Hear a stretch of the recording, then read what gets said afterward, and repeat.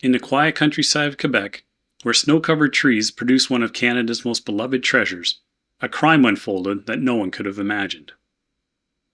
In what would become the largest agricultural heist in history, thieves made off with $18 million worth of maple syrup, drained a strategic reserve, and left behind one of the strangest crime scenes ever investigated. This is the story of the Great Canadian Maple Syrup Heist.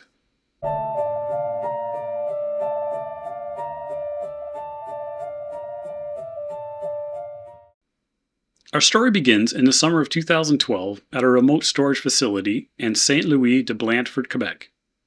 This warehouse held nearly 10,000 barrels of syrup, with an estimated value of over $30 million. It was supposed to be a secure location monitored by an independent auditing firm.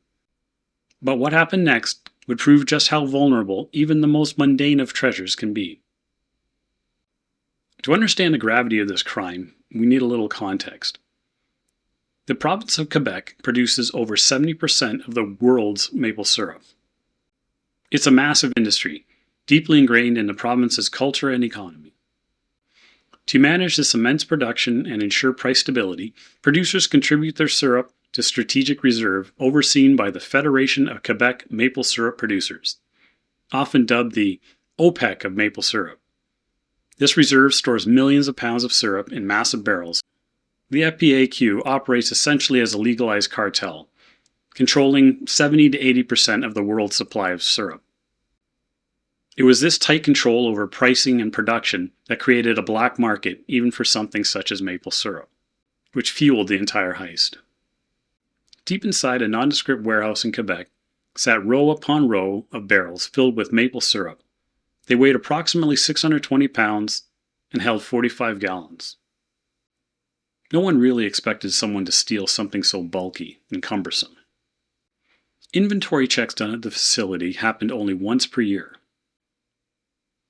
An inspector named Michael Gavreau was conducting an inventory check, and he would climb up the barrels, and one of them toppled from beneath him. These barrels weigh 600 pounds, so that never should have happened, so he immediately knew that something was wrong. Upon searching other barrels, thousands of them were empty or filled with water instead of syrup. So that's when they knew that something was very, very wrong. Approximately 6,000 barrels weighing around 10 million pounds were tampered with. So obviously this was no smash and grab. Logistically, to do this, it would take months and months. They figured potentially up to a year. With the scale of the theft, they obviously realized that it was not a lone person doing all of this, and there must have been an insider. Officers from the Sûreté du Québec, the provincial police force, initiated the investigation after the QMSP contacted the authorities. The police determined that the theft was an inside job. Police focused on individuals who had access to the warehouse in the same industrial park as the strategic reserve. It was then established that from October 2011 to August 2012, a group of thieves were taking barrels of maple syrup and siphoning the syrup into their own barrels. The empty barrels were then filled with water before being returned to the strategic reserve. Richard Valliere was accused of being the ringleader of the heist. He allegedly had a reputation in the world of maple syrup producers as a barrel roller. A barrel roller is someone who knows how to get around the system. Valliere reportedly learned of the strategic reserve from Avec Caron, whose spouse was a co-owner of the warehouse where the syrup stockpile was held. Caron testified that he was introduced to Richard Valliere shortly after the warehouse began to be filled with barrels of syrup. During a police interview in 2014, Valliere admitted that he had been participating in the black market for about a decade now, and he had already been pursued by the QMSP. Valliere's co-conspirators claimed that their actions were not theft, as the QMSP's supply management practices were unfair to producers. The thieves distributed their stolen maple syrup from a legitimate operation located in New Brunswick.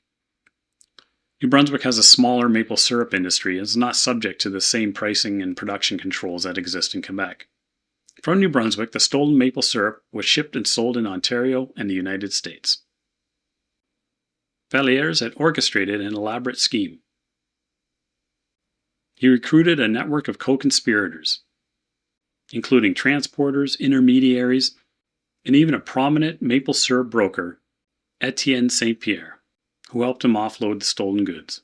The syrup was moved to various processing facilities in Quebec and New Brunswick, where it was rebarreled and rebranded, making it incredibly difficult to trace. The operation was essentially a logistical insider exploit rather than a smash and grab. Over the course of nearly a year, the thieves used trucks to transport the heavy barrels from the warehouse to a remote sugar shack. There they siphoned the syrup into separate containers and refilled the original FPAQ barrels with lake water in order to maintain their weight and appearance before trucking them back. As the operation grew more brazen, the thieves grew tired of hauling the water. They stopped refilling them entirely, leaving thousands of barrels completely hollowed out, but resting them in a place in the upper stacks at the facilities. The stolen syrup was trucked to New Brunswick, mixed with legitimate batches to mask its origin, and exported to distributors across Canada and the US who had no idea it was stolen. The investigation eventually led to raids across Quebec and New Brunswick, and they arrested nearly 24 people. The evidence was overwhelming, thanks in part to Valliere. During the trial, he explained in detail the operation. It seemed like kind of a point of pride for him. Richard Valliere, the mastermind, received 8 years in prison and received over $9 million in fines. Avec Caron, whose spouse owned the warehouse, was sentenced to 5 years in prison and had a fine of $1.2 million. Etienne St. Pierre, the launderer, a New Brunswick-based syrup distributor who bought the stolen goods, blended them with legal syrup, and exported them. He was sentenced to 2 years minus a day served in the community, plus 3 years probation. The fine was $1.3 million, to be paid over 15 years, or face 5 years in prison. Raymond Valliere was an accomplice, who was Richard's father, who assisted with the possession and handling of the stolen syrup, received 2 years minus a day, to be served in the community, plus 3 years probation. He was ordered to pay $9,840 within 1 year or face 6 months in jail. Sébastien Jutras, the trucker, he handled a significant amount of the physical transportation of the stolen barrels, was sentenced to 8 months in jail. The legal fallout for the mastermind, Richard Valliere, set a major Canadian legal precedent regarding how the justice system handles white-collar and organized crime profits. During his trial, Valliere admitted that he stole about $18 million worth of syrup, but he was only able to sell $10 million of that. After paying off his truckers, insiders, and expenses, his profit on selling it on the black market was only about $1 million. You'll love this. The Quebec Court of Appeal initially agreed with him. $9.4 million was exorbitant, so they reduced it to match the $1 million of his actual profit.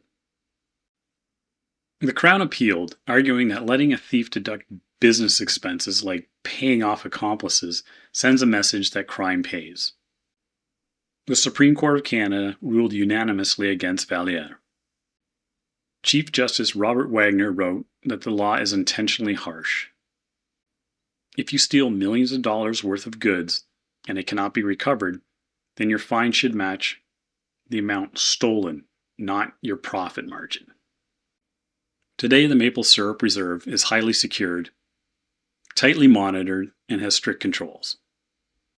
Please let me know your thoughts on this case. Do you agree with the appellant report that even though you steal millions of dollars worth of product, you should only be fined for the amount that you have a net profit of, after business expenses, of course?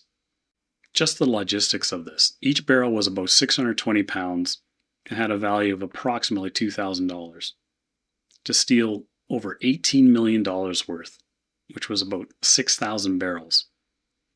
Move them to the warehouse, siphon it off, bring it back. Basically, it would be like a full-time job. You have to admire the dedication. Well, thank you for stopping by and hope to see you again very soon. Bye for now.